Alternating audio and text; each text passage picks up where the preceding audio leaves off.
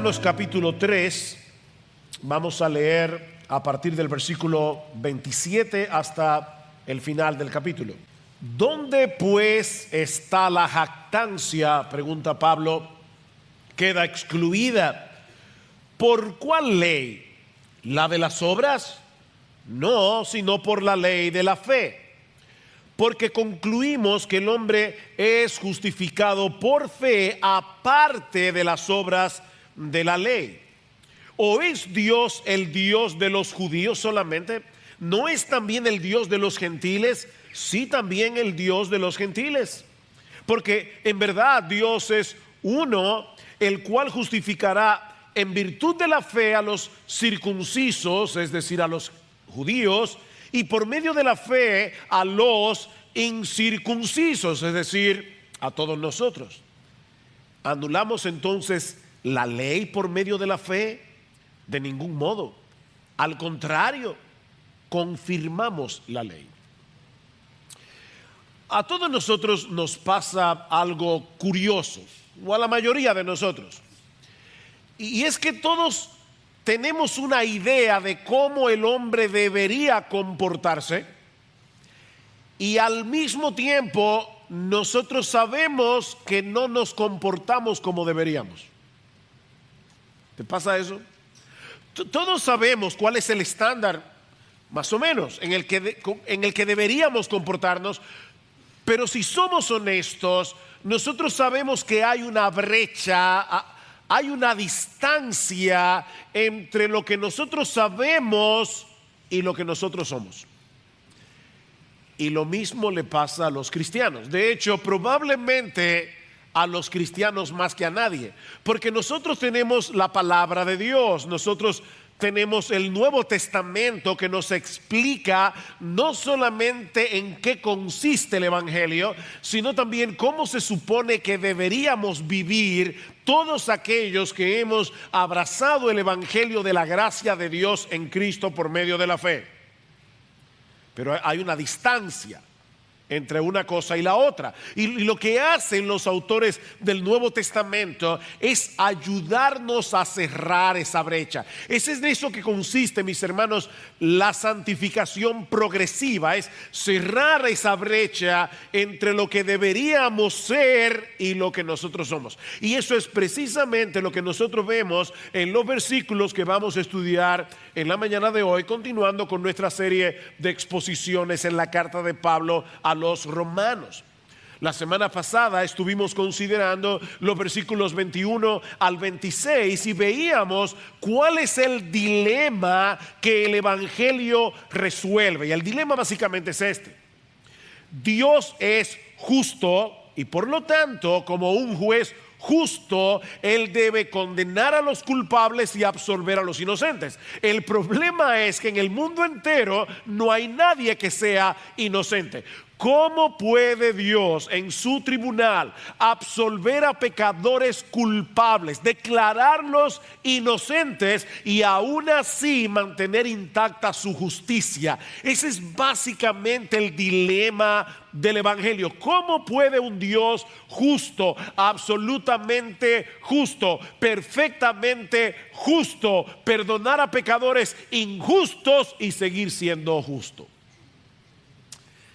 Bueno, la respuesta del Evangelio es abrumadora, porque la respuesta del Evangelio es que la segunda persona de la Trinidad, Dios el Hijo, se hizo hombre y Él vivió una vida de perfecta obediencia a la voluntad de Dios, para luego morir en la cruz del Calvario por causa de nuestros pecados. Como dice el apóstol Pedro, el justo murió por causa de los injustos. El justo murió a favor de los injustos. De manera, mis hermanos, que Dios no tuvo que rebajar las demandas de su justicia para poder salvarnos. Lo que hizo Dios fue asumir la responsabilidad de cargar con nuestra culpa en la persona de Jesús.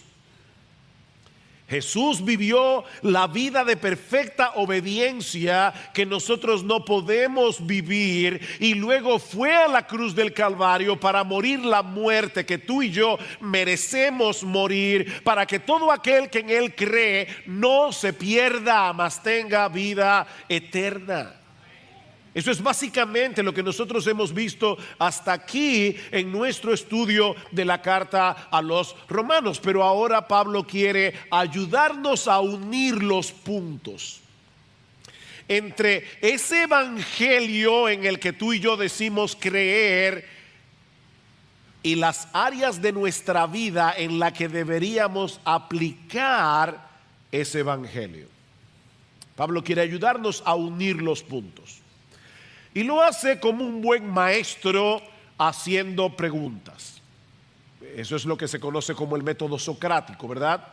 Sócrates iba por Atenas haciendo preguntas. Bueno, lo que Pablo va a hacer ahora es hacernos preguntas para ayudarnos a reflexionar. En el capítulo, los versículos que vamos a estudiar en la mañana de hoy, hay básicamente 4 preguntas que Pablo va a responder en una forma breve, concisa, casi telegráfica, para luego ampliarlas en el capítulo 4 de la carta usando el ejemplo de Abraham. Así que déjenme rápidamente ver estas 4 preguntas, y por favor no piense que cuando yo diga cuáles son las preguntas el mensaje terminó. Estoy introduciendo, ¿ok?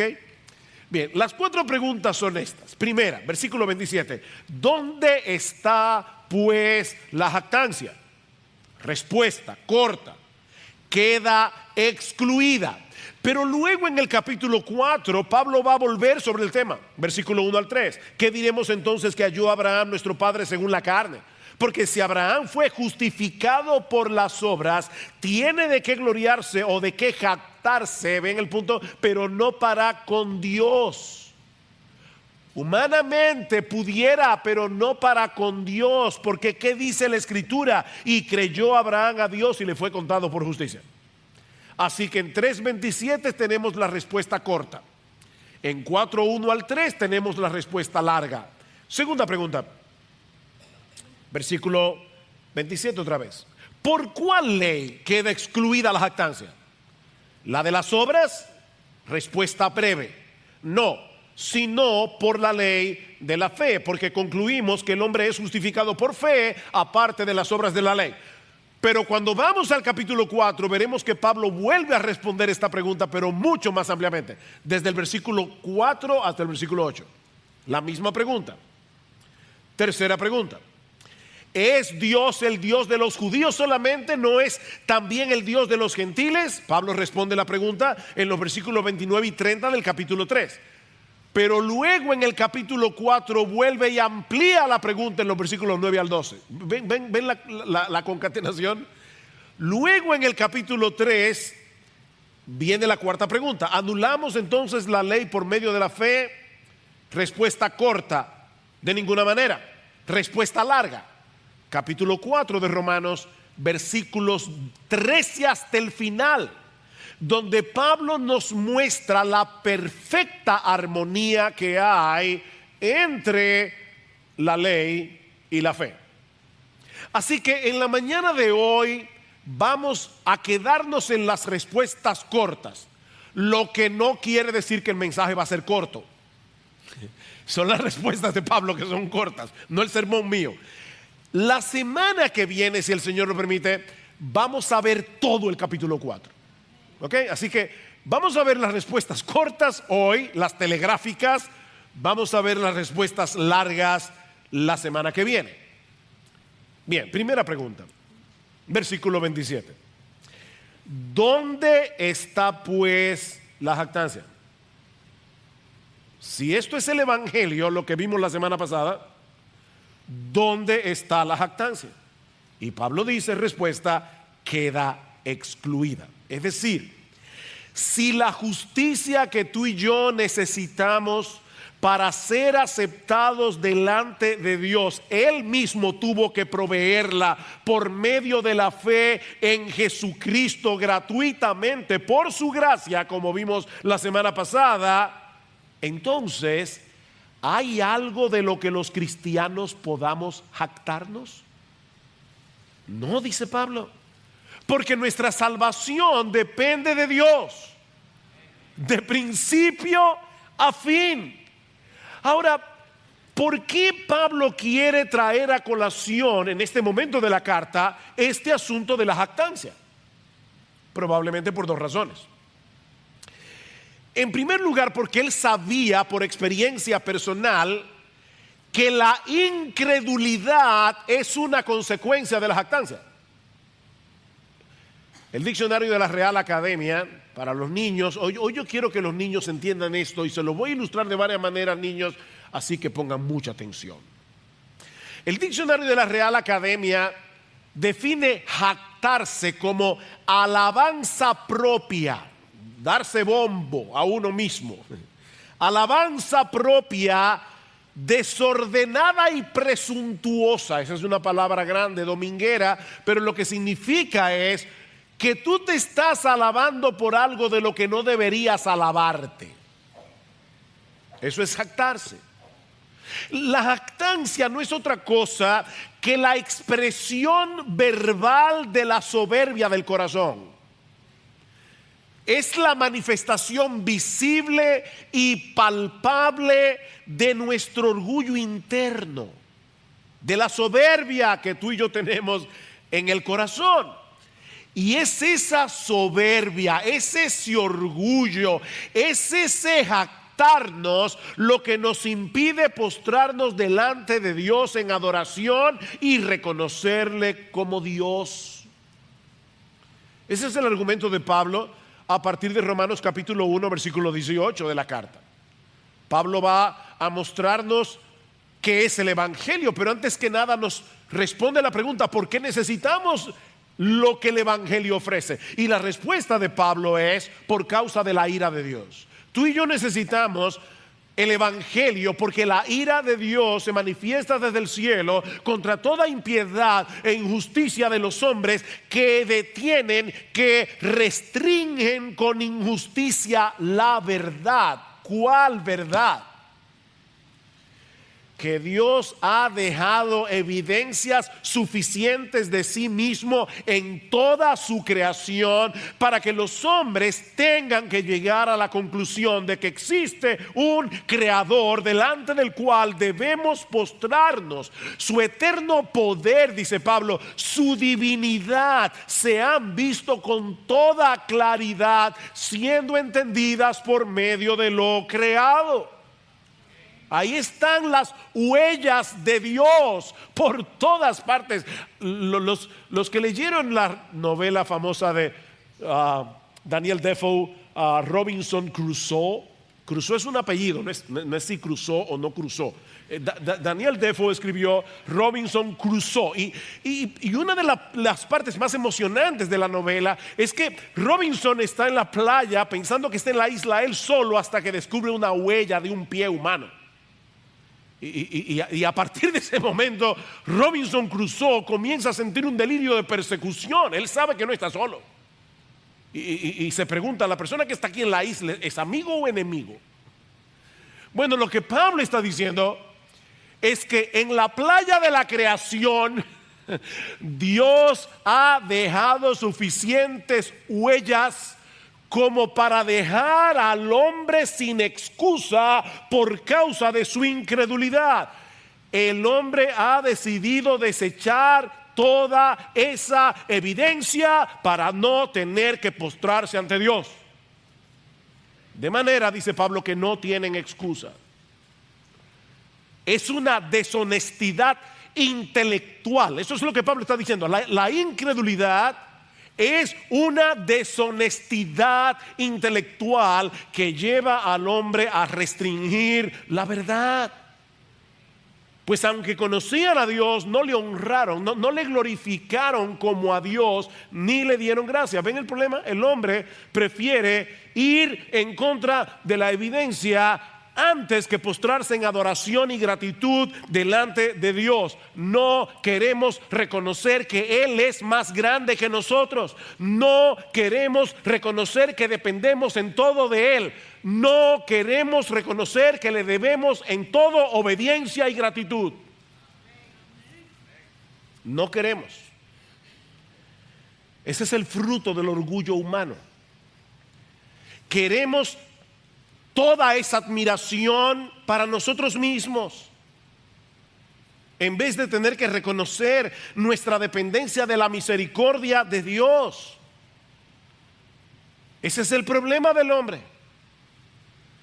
Pablo va a decir más adelante en ese mismo capítulo 1 de Romanos que los hombres cambiaron la verdad de Dios por la mentira, escuchen, y adoraron y sirvieron a la criatura antes que al Creador. ¿Ven el problema? Y luego en el versículo 30, describiendo los pecados que surgen de esa condición, Pablo menciona: son insolentes, son soberbios, son jactanciosos. O para decirlo mejor, somos insolentes, somos soberbios, somos jactanciosos. El incrédulo puede poner muchísimas excusas para no aceptar el evangelio. Las iglesias están llenas de hipócritas. ¿De verdad? ¿Ese es tu problema? Pues ven y únete al club, porque tú eres un hipócrita también. Todos nosotros somos hipócritas en recuperación. No, mi amigo, no te engañes a ti mismo. Ese no es tu problema. No es por esa razón que tú no te conviertes a Jesús. Es por el orgullo de tu corazón. Reconocer que no tenemos justicia propia y que tenemos que aceptar humildemente la justicia que viene de Dios por medio de la fe en Jesucristo es absolutamente inadmisible para una persona que se cree ser Dios. Y Pablo lo sabía, porque esa era la condición de su corazón antes de ser cristiano. Escuchen cómo Pablo describe su proceso de conversión en Filipenses capítulo 3. Pablo dice: si alguno piensa que tiene de qué confiar en la carne, yo más. Me parece orgulloso, ¿verdad? Pero lo que Pablo está diciendo es: ¿de verdad tú crees que tu jactancia está justificada por tus méritos humanos? Bueno, mira, déjame decirte que si fuera así, mi jactancia antes de convertirme habría estado más que justificada. Yo más, circuncidado al 8º día, del linaje de Israel, de la tribu de Benjamín, de donde vino el primer rey, hebreo de hebreos. En cuanto a la ley, fariseo, la secta más estricta de Israel. En cuanto a celo, perseguidor de la iglesia. En cuanto a la justicia que es en la ley, irreprensible. Pablo está diciendo: yo me jactaba en mi linaje, yo me jactaba en mi religión, yo me jactaba en mi moral. Pablo era esa clase de hombre que todo judío del primer siglo habría querido como esposo para una de sus hijas. Pero ahora dice Pablo: pero cuantas cosas eran para mí ganancia, las he estimado como pérdida por amor de Cristo. Y ciertamente aún estimo todas las cosas como pérdida por la excelencia del conocimiento de Cristo Jesús mi Señor, por amor del cual lo he perdido todo y lo tengo por basura para ganar a Cristo y ser hallado en Él. Escuchen esto: no teniendo mi propia justicia que es por la ley, sino la que es por la fe de Cristo, la justicia que es de Dios por la fe. Wow, la justicia que es de Dios y que yo recibo por la fe. Llegó un momento en el que Pablo comprendió la verdadera condición de su corazón delante de Dios, al punto de darse cuenta de que todo eso en lo que él se jactaba era basura. Y la palabra griega que Pablo usa allí significa estiércol. No podía ser más claro. Él sabía que no tenía otra opción que aceptar humildemente la justicia de Dios que Él pone a nuestra disposición por medio de la fe en Jesucristo. La justicia que es de Dios por la fe. Ese evangelio es aborrecible para todo el que se cree ser Dios. El hombre se endiosa. Y obviamente no es que tú crees que tú eres todopoderoso, omnisciente. No, es que tú quieres que la gente te sirva, te adore, viva alrededor tuyo como si tú fueras Dios. Decía Hugh Martin, un santo de Dios del pasado: me gusta que me alaben, pero aborrezco el placer que siento. Queremos ser Dios. Y cuando uno le predica este evangelio, es que es aborrecible, es inadmisible eso. Pero ¿saben qué? Y gloria al Señor por eso. Para todo aquel que reconoce su impotencia para salvarse, no puede haber una música más preciosa para sus oídos que este evangelio de la gracia de Dios en Cristo. En el día de ayer tuvimos la oportunidad de disfrutar de buena música en el Teatro Nacional con nuestros chicos y la Orquesta Sinfónica Juvenil. De verdad, hubo piezas preciosas, pero con el perdón de Alberto, yo sé que él va a estar de acuerdo conmigo. No, es que por más hermosa que es una pieza musical, es que nada es más dulce al oído de un cristiano que el Evangelio de Jesucristo. Y nada más dulce. Ahora bien, no olviden que la carta de Pablo a los romanos fue escrita originalmente para un grupo de creyentes, no de inconversos, en la ciudad de Roma. Y es a ellos que Pablo les está diciendo aquí que no tenían nada de qué gloriarse. ¿Y por qué Pablo está haciendo eso? Bueno, porque lamentablemente, mis hermanos, aunque es obvio que la jactancia es incompatible con el evangelio, el pecado todavía permanece en nosotros. Ya no es nuestro rey, pero sigue siendo nuestro enemigo, empujándonos de vuelta a esa jactancia que abandonamos en la conversión. Y mis hermanos amados, a menos que nos prediquemos este evangelio de la justificación por la fe sola en Jesucristo todos los días, no vamos a poder mantener a raya el crecimiento de esa hiedra venenosa en nuestro corazón. Solo el evangelio detiene el avance del orgullo. Decía Jonathan Edwards: por desgracia, cuánto orgullo permanece en el corazón de los mejores hombres. ¿Oyeron eso? Cuánto orgullo permanece en el corazón de los mejores hombres. Esa es la peor parte de este cuerpo de pecado y de muerte. El orgullo, dice Edwards, es el primer pecado que se introdujo en el universo y el último que será desarraigado. Es el más terco de los enemigos de Dios. Esto es serio. Cualquier cristiano es capaz de ser atrapado por el orgullo y jactarse de cualquier cosa, incluyendo cosas buenas. Nos jactamos de tener sana doctrina, ¿no? Oh, esos que tienen la teología de la prosperidad, que es del diablo esa teología, y es verdad, yo no tengo problema con eso, en decir que es del diablo, porque es del diablo. Pero cuidado, hermanos. Oh, no, nosotros tenemos sana doctrina. Y gracias al Señor que nos permite estudiar su palabra. Tú nunca te has visto, porque yo sí, defendiendo las doctrinas de la gracia de Dios con una actitud que no corresponde con la gracia de esas doctrinas.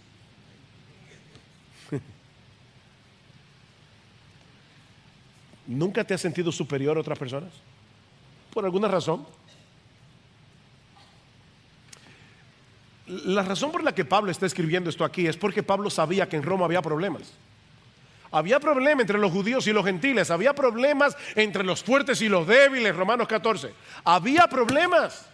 Y ese problema lo producía el orgullo, la jactancia. El orgullo, mis hermanos, está ahí al acecho, esperando para darnos el zarpazo. Así que no pienses ni por un momento que por el hecho de ser cristiano ya tú no estás expuesto a caer en ese pecado. Déjame hacerte una pregunta. ¿Cómo tú sueles reaccionar cuando alguien te ofende? Y yo creo que esa es la prueba de fuego del orgullo. Sea que la ofensa haya sido real o que tú creas que te ofendieron, porque muchas veces nosotros nos sentimos ofendidos sin razón. Pero sea con o sin razón, ¿cómo tú reaccionas cuando te sientes ofendido? Por favor, piénsalo en tu conciencia ahora mismo. No mires al de al lado. ¿Cómo te sientes tú? Oh Señor, perdóname, yo soy un gusano, pero ay del que me trate como un gusano. Por fin, ¿qué es lo que tú eres? ¿Qué es lo que yo soy?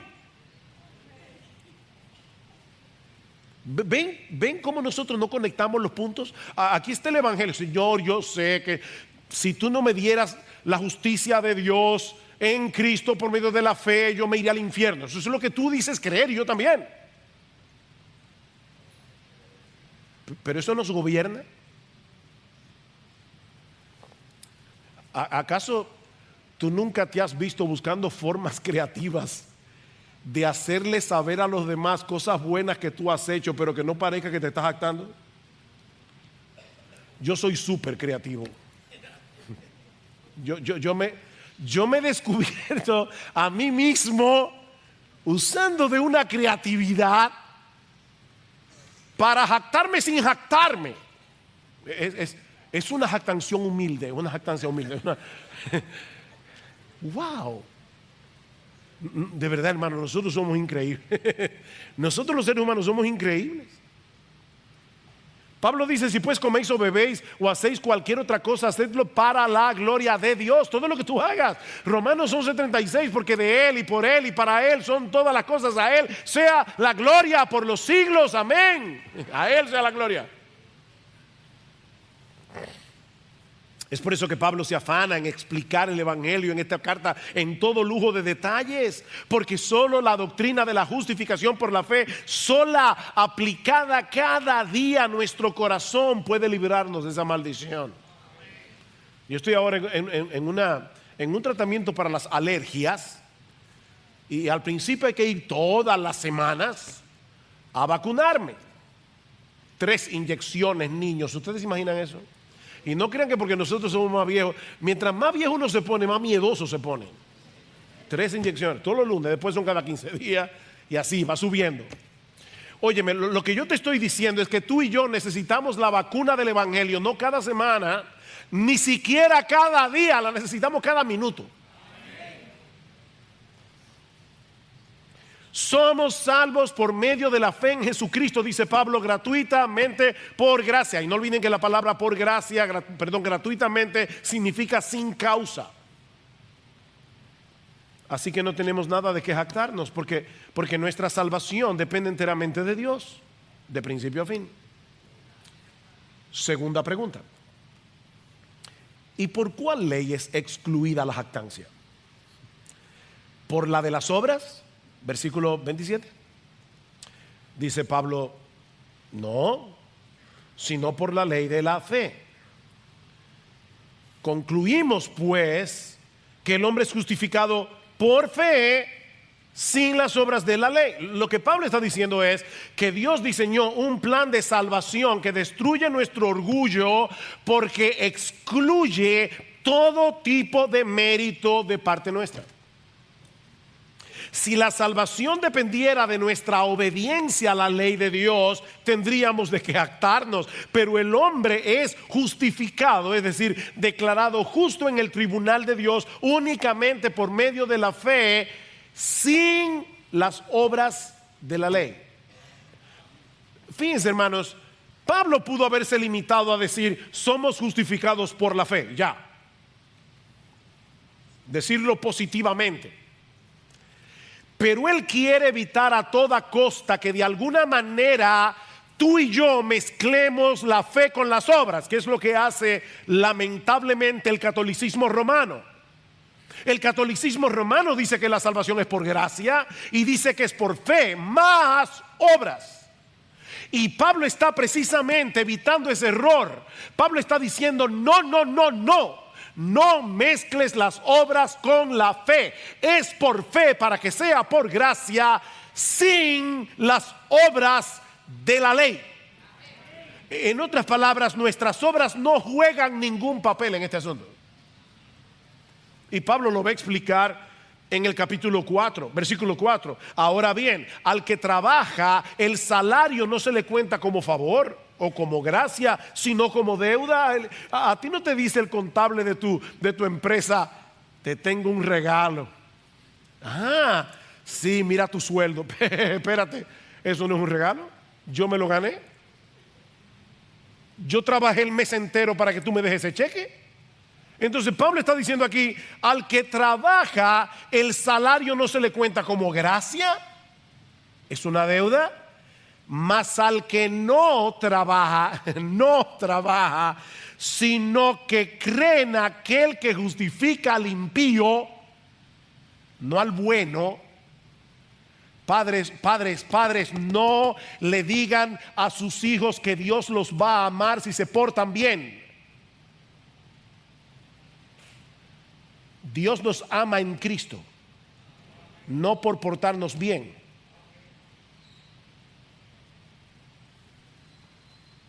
Ahora, niños, deben portarse bien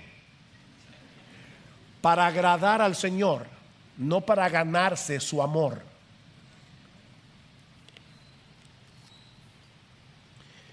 Al que no trabaja, pero cree en aquel que justifica al impío, su fe le es contada, y ese es un término contable. Su fe le es imputada, cuando es puesta en tu cuenta. Eso es lo que Pablo está diciendo, por medio de la fe.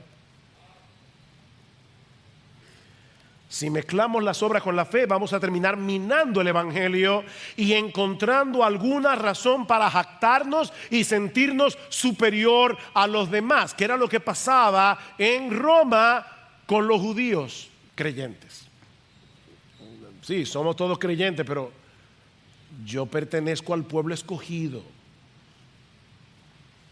Y Pablo dice, cuidado, porque la cruz es el nivelador de todos los hombres. Aquí no hay nadie que sea superior. Tercera pregunta. Esa es la razón de la tercera pregunta. Versículo 29. ¿Es Dios el Dios de los judíos solamente? ¿No es también el Dios de los gentiles? Respuesta de Pablo. Sí, también de los gentiles. Porque en verdad Dios es uno. No hay un Dios para los judíos, otro para los chinos, otro para los dominicanos. Dios es uno, el cual justificará en virtud de la fe a los circuncisos, es decir, a los judíos, y por medio de esa misma fe a los incircuncisos. La circuncisión era el ritual dado por Dios en el Antiguo Testamento para señalar a Israel como el pueblo del pacto. Él había hecho con ellos un pacto como nación. El problema es que los judíos llegaron a pensar que ellos tenían ventaja sobre el resto de las naciones por el hecho de haber sido circuncidados. De hecho, un rabino del primer siglo o de esa época decía que Abraham estaba en las puertas del infierno para impedir que llegara al infierno ningún judío circuncidado. Ellos creían que la circuncisión te libraba de problemas. Era un seguro de vida eterna. Estos judíos habían olvidado que hay un solo Dios que escogió a la nación de Israel como instrumento para que sea de bendición a todas las familias de la tierra. ¿Recuerdan cómo Dios le dijo a Abraham? En tu descendencia serán benditas todas las familias de la tierra. Y esa bendición es Jesús. Esa descendencia es Jesús. De manera que hay un solo Dios, pero también hay un solo medio de salvación. Para todos. Y mañana, la semana que viene, si el Señor lo permite, vamos a ver el ejemplo de Abraham. Pablo es genial. Pablo dice, déjame hacerles una pregunta. Cuando Dios justificó a Abraham, ¿él estaba circuncidado o era un incircunciso? Qué pregunta más interesante. ¿Dónde dice creyó Abraham a Dios y le fue contado por justicia? Génesis 15. ¿Dónde dice que Abraham fue circuncidado? Génesis 17. Oh, resulta que Abraham fue justificado cuando era un pagano incircunciso. ¿Saben para qué? Para que sea el padre de todos los que creen, no importa de dónde sean, dice Pablo. Lo grande es que eso estaba en la Biblia, los judíos lo leían, pero su prejuicio jactancioso no les permitía verlo. Siempre ha sido por gracia y no por obedecer la ley. ¿Quiere esto decir entonces que la ley no tiene ninguna importancia? ¿Que debemos desechar la ley? Esa es la cuarta y última pregunta que Pablo responde. Versículo 31. ¿Anulamos entonces la ley por medio de la fe? De hecho, yo espero, hermanos, que ustedes vean la lógica de Pablo. ¿Qué lógica? Inspirado por el Espíritu Santo, pero ¿cómo él va llevando lógicamente este proceso de argumentación? Lo que nos dice, mis hermanos, que tú y yo debemos desarrollar esa lógica para entender la Biblia. No lea la Biblia de pasada, trata de entender el argumento. ¿Anulamos entonces la ley por medio de la fe? Pablo está lidiando aquí con un problema muy común.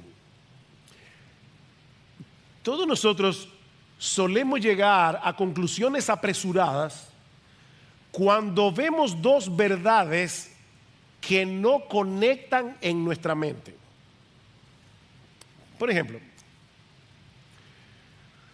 si decimos que Dios es soberano en la salvación de los pecadores, que se van a salvar aquellos que Él escogió desde antes de la fundación del mundo, por el puro afecto de su voluntad. Y si tú conoces la Biblia, sabes que yo no estoy haciendo otra cosa que citando la misma Biblia, Efesios capítulo 1. Si decimos eso, entonces vienen algunos y dicen, pero entonces eso quiere decir que el hombre no es responsable y que no hay que predicar el evangelio. No, yo no he dicho eso.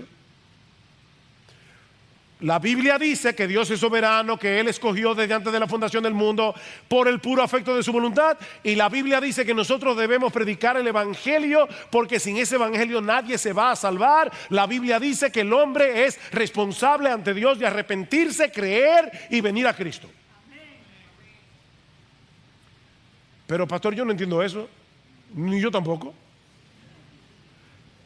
Pero el hecho de que tu mente y la mía, que son finitas y pequeñas, no puedan conectar esos puntos, que eso no te lleve a conclusiones apresuradas, porque eso es lo que está pasando aquí. Como ya Pablo ha dicho que nadie será justificado por guardar la ley y que el hombre es justificado por fe sin las obras de la ley, algunos dijeron, o sea, Pablo, tú estás diciendo que debemos desechar la ley. No, yo no he dicho eso. ¿Qué dice Pablo? De ningún modo. Al contrario, dice Pablo, confirmamos la ley.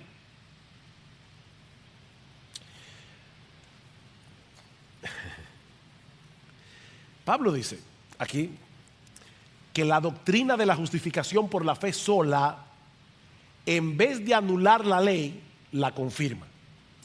Y para explicar esto, niños, otra vez, niños, oigan, yo quiero ayudarlos con una ilustración que leí recientemente, me encantó, y que de hecho te va a hacer más sentido a ti que a mí, porque es sobre montañas rusas. Para aquellos que están en colegios bilingües, roller coasters. Ok. Imagínate que tú estás delante de una montaña rusa super wow, o sea, la montaña rusa de todas las montañas rusas. Y obviamente tú quieres subirte en ella, tú eres un niño miedoso, una niña miedosa, así que tú te quieres subir en la montaña rusa. El problema es que la pista donde están los vagones, los carritos donde te tienes que montar, está mucho más arriba que el techo de este edificio, pero 10 veces el techo de este edificio. Y parece que la única forma de subirte a la pista para poder usar el vagón de la montaña rusa es escalando, trepándote a través de los tablones de los rieles de una bajada que viene de allá arriba de la pista, o sea, casi así, o sea, casi empinada. Y tú dices, bueno, está bien, pero yo me quiero subir en mi montaña rusa. Así que el niño comienza, está ahí mirando, ¿verdad?, el riel, y llega un señor llamado Moisés. Y es importante que se llame Moisés. Llega un señor llamado Moisés que le dice, mira, súbete a la pista, súbete. Si te subes a la montaña rusa vas a poder usarla toda la tarde. Y los carritos se van a mover con todo el impulso que necesitas para recorrer la pista a toda velocidad. Cuando caigas por la pendiente en el riel, súbete, te dice Moisés. Así que tú comienzas a subir por los rieles poco a poco, pero está siendo difícil porque los rieles no se diseñaron como escalera. Es para que corra el vagón. Pero cuando tú tienes más o menos, no has subido ni siquiera aquí del púlpito, hay otro señor que se llama Pablo. Y Pablo te dice, ey, no hagas eso. Esos rieles no se diseñaron para escalar. Ven de nuevo aquí abajo, ven. Que yo te voy a enseñar cuál es la manera correcta de llegar a la pista. No, pero es que Moisés, el Señor Moisés, me dijo que para subirme en la pista, esa es, yo tengo que subir allá arriba. Esa es la ley de la montaña rusa. Y ahora tú me estás diciendo que Moisés se equivocó. No, le dice el Señor Pablo. Eso no es lo que yo estoy diciendo. Moisés tiene razón. Si no te subes a la pista, no vas a poder usar la montaña rusa. Pero yo quiero enseñarte cuál es la única manera en que tú vas a poder hacer lo que te dijo el Señor Moisés. Entonces tú le crees a Pablo, bajas abajo y Pablo te dice, ven, mira, déjame ponerte este arnés, algo aquí para ayudarte, ponerte seguro. ¿Tú ves ese hombre que está ahí en la cabina, en la grúa? Ok, si tú confías en ese hombre, él te va a llevar a través del arnés, te va a subir a la pista. Y vas a poder comenzar a rodar. Tú dices, está bien, yo voy a confiar. Te ponen el arnés, subes a la pista y tú bajas, pero a millón. Pero en un momento dado, el carrito comienza a subir una pendiente y baja la velocidad y te da chance a mirar. Y oh, sorpresa, te encuentras con el señor Moisés y el señor Pablo con el hombro, la mano echada en el hombro, hablando como dos buenos amigos, porque ellos no son enemigos, son buenos amigos. Los dos están diciendo la verdad. ¿Ven cuál es el punto? Cuando Moisés te dice que debes subir a la pista para poder disfrutar de la montaña rusa, él tiene razón. Pero su idea no era que la escalaras a través de los rieles, porque los rieles no se hicieron para funcionar como escalera, sino para que los vagones rodaran por los rieles. Y lo mismo podemos decir de la ley de Moisés. Esa ley no fue dada por Dios para que subamos por ella al cielo, sino como una pista por donde debe rodar la vida del creyente en el poder del Espíritu Santo. si confías en el hombre de la grúa, en el arnés que te lleva a la pista, vas a poder subirte al vagón para moverte a través de los rieles de la ley. Así que en vez de anular lo que dijo Moisés, lo que hace la fe es llevarte con seguridad a la pista de la montaña rusa de la ley para que no tengas que escalarla por ti mismo. ¿Se entendió, niños? Todos los niños. De manera que la fe confirma la ley de dos maneras. Primero, mostrándote que tú no puedes cumplirla. Amarás al Señor tu Dios con todo tu corazón, con toda tu alma, con toda tu mente, con todas tus fuerzas. ¿Hay alguien aquí que pueda hacer eso? ¿Hay algún mentiroso aquí? Ok.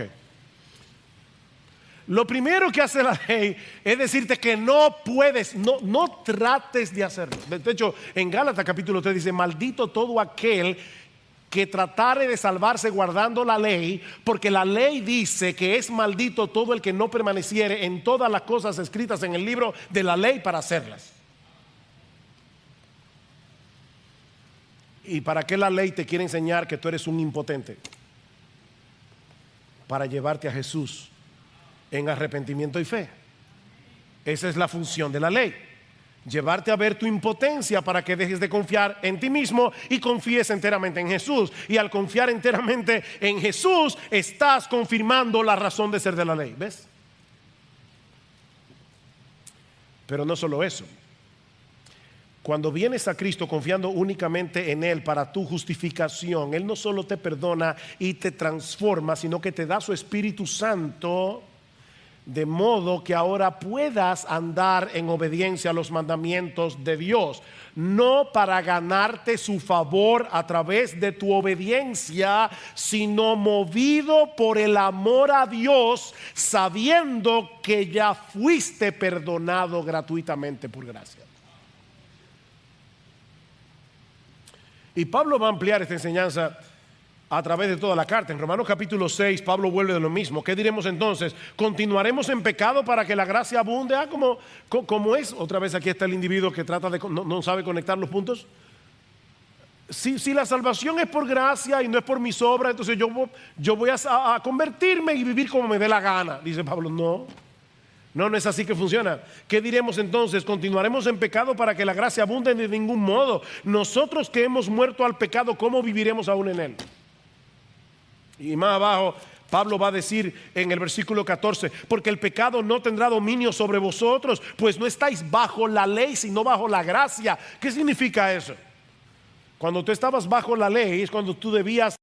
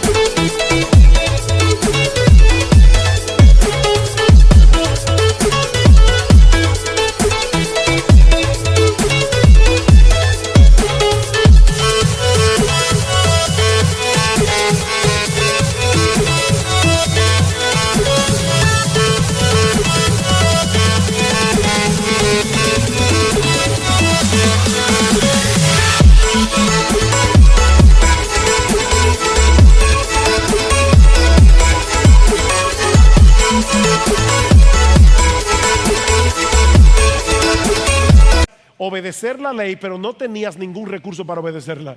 Estar bajo la gracia es ahora poder obedecer la ley, porque ahora tienes el Espíritu Santo, tienes la gracia de Dios que te ayuda a obedecer la ley. No perfectamente, pero sí sinceramente. Romanos capítulo 8, y estoy escogiendo textos. En Romanos 8 dice Pablo, versículo 2: porque la ley del Espíritu de vida en Cristo Jesús te ha libertado de la ley del pecado y de la muerte, la justicia de Cristo. Pues lo que la ley no pudo hacer, ya que era débil por causa de la carne, es decir, la ley no te pudo llevar a obedecer a Dios, no porque la ley fuera defectuosa, sino porque tú y yo somos defectuosos. Pues lo que la ley no pudo hacer, ya que era débil por causa de la carne, Dios lo hizo. Oh, mi hermano, oye eso, Dios lo hizo. ¿Cómo? Enviando a su propio Hijo en semejanza de carne de pecado, como hombre, y como ofrenda por el pecado, condenó al pecado en la carne. Wow. ¿Sabe para qué? Versículo 4. Para que el requisito de la ley se cumpliera en nosotros, que no andamos conforme a la carne, sino conforme al Espíritu. Para que el vagón pueda bajar ahora, porque no eres tú que lo estás empujando, es el Espíritu de Dios. En matemática decimos, el orden de los factores no altera el producto. Bueno, en el Evangelio el orden de los factores sí altera el producto. Sí altera el producto. No podemos tratar de ganarnos el favor de Dios por nuestra obediencia a la ley. No hagas eso. Eso es tratar de subir a la pista de una montaña rusa que se encuentra a 1000 kilómetros de distancia, subiendo por unos rieles sumamente empinados, que no fueron diseñados como escalera.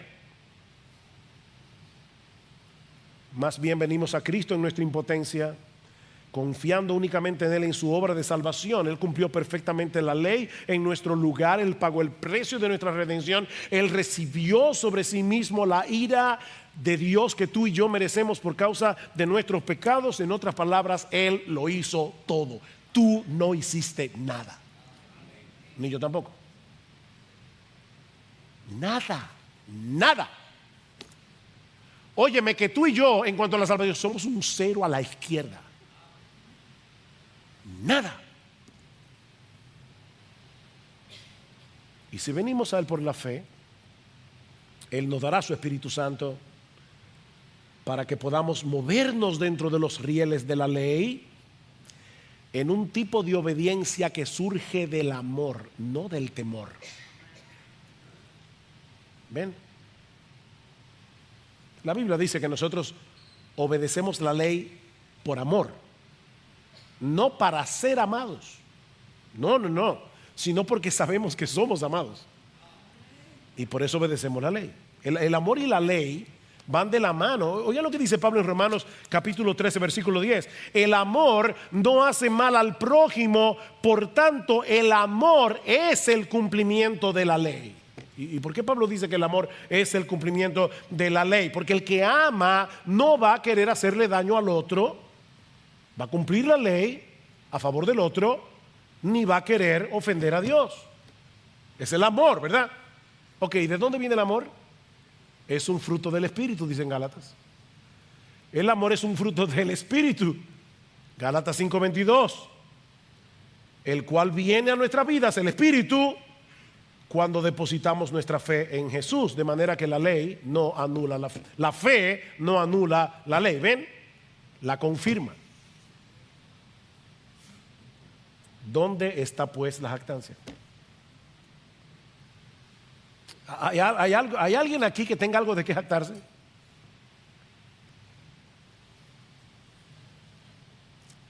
El texto que leímos al principio, durante el tiempo de adoración, 1 Corintios, dice: hermanos, no sois muchos nobles, no sois muchos sabios, según la carne. Y lo que Pablo está diciendo no es que el mundo está dividido entre nobles y plebeyos, entre sabios y estúpidos. No, lo que Pablo está diciendo es, la gente, humanamente hablando, hace categorías. Pero ¿sabes a quién escogió Dios? A lo necio y a lo débil de este mundo. A los que saben que son necios y saben que son débiles. ¿Saben para qué? Para que nadie se jacte en su presencia. El mero hecho de que tú seas cristiano, tú tienes un letrero que dice: yo no tengo nada de qué jactarme, soy cristiano. mas por Él estáis vosotros en Cristo Jesús. Ni siquiera viniste a Cristo porque claro, me predicaron el Evangelio y yo soy un tipo inteligente, yo entendí el Evangelio. No, óyeme, mira, Pablo está diciendo en 1 Corintios que el método de Dios, la predicación del Evangelio, humilla al sabio. Si fuera una fórmula matemática complicada, algunas personas van a decir, wow, yo vi esto, es que Einstein y yo estamos ahí. Entonces yo vi la fórmula y entonces vine al Señor. No, es el Evangelio de la cruz, es predicar que Cristo fue crucificado por nuestros pecados. Y ese mensaje tan simple es lo que Dios usa para salvar a todos los pecadores. Sea una persona que no sabe leer y escribir o sea un PhD de Harvard.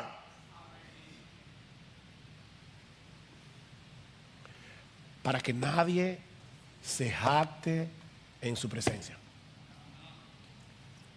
Mas por Él estáis vosotros en Cristo Jesús, el cual nos ha sido hecho por Dios sabiduría, justificación, santificación y redención, para que, como está escrito, el que se gloría, gloríese en el Señor. No tenemos nada de qué gloriarnos en nuestra salvación.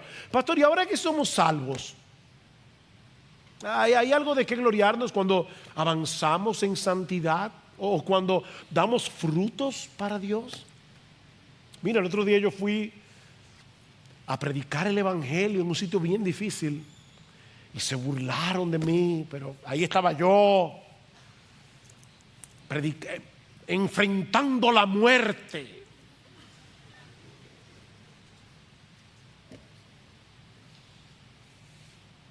¿Sabe qué dice Pablo? Tú tienes algo que tú no hayas recibido. 1 Corintios 4:7. Y si lo recibiste, ¿por qué te glorías como si no lo hubieras recibido? Porque por gracia sois salvos por medio de la fe, Efesios 2. Y esto no de vosotros, pues es don de Dios, no por obras, para que nadie se gloríe. El problema es que muchos evangélicos dejan el texto ahí, pero el texto sigue. Porque somos hechura suya, creados en Cristo Jesús para buenas obras, las cuales Él preparó de antemano para que anduviésemos en ella. Él te puso el riel, te dio la gasolina y te subió en el vagón. ¿De qué tú te estás gloriando?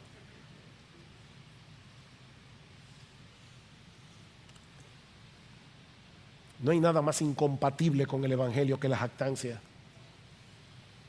que la búsqueda de gloria personal.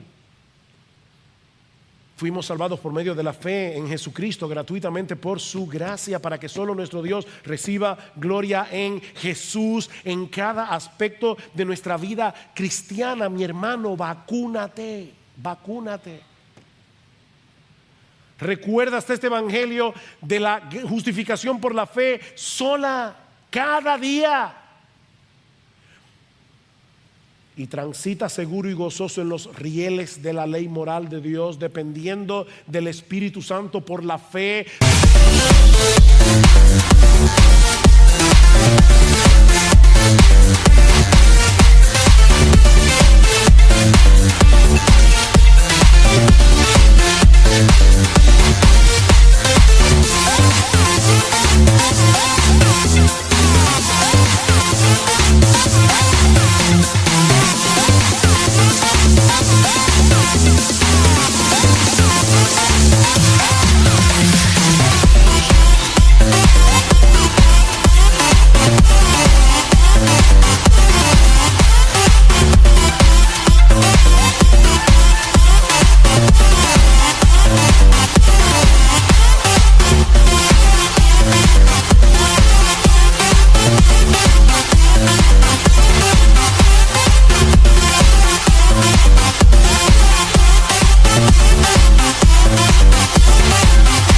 Sabiendo que ya fuiste perdonado por gracia, sin causa, que tú no estás tratando de probar nada por medio de tu obediencia. ¿Qué impacto tan profundo produciría en la iglesia, verdad? Si todos y cada uno de sus miembros se aplicaran este evangelio de la justificación por la fe cada día. No habría ofensa imperdonable. Se acabaría eso en la iglesia. Es que, pastor, es que lo que me hicieron, ¿a quién? ¿A quién? De verdad, si nosotros aplicamos este evangelio, no habría ofensas imperdonables en la iglesia. Ningún servicio sería demasiado bajo, porque nadie se sentiría superior a los demás. Todos serían bienvenidos en la iglesia, todos. La gente se sentiría bienvenida, no importa si tiene o no tiene dinero, no importa el color de su piel, no importa su raza, no importa su nacionalidad, no importa los estudios o los no estudios que no tenga o tenga. Porque es el orgullo lo que nos separa de los demás, lo que nos hace sentir exclusivos.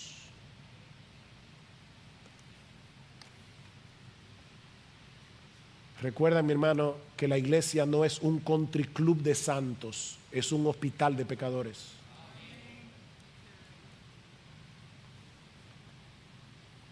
Y si tú estás aquí sin Cristo en esta mañana, mi amigo, deja de seguir confiando en aquello de lo que te jactas, sea lo que sea, y ven humillado a los pies del Señor, clamando por misericordia, confiando únicamente en la justicia que Él nos provee de pura gracia por medio de la fe en Jesucristo. Mi amigo, no sigas tratando de subirte a la pista, escalando esos rieles de la ley en tus propias fuerzas, porque no vas a poder. Acepta por la fe la gracia de Dios en Cristo, acógete a esa gracia. Y en esta misma hora, ahora mismo, dice este libro, dice Dios en este libro, todos tus pecados serán perdonados. Y Él te dará gratuitamente por gracia el don de la vida eterna en Cristo. Que la gracia del Señor Jesucristo, el amor de Dios y la comunión del Espíritu Santo sea con todos vosotros.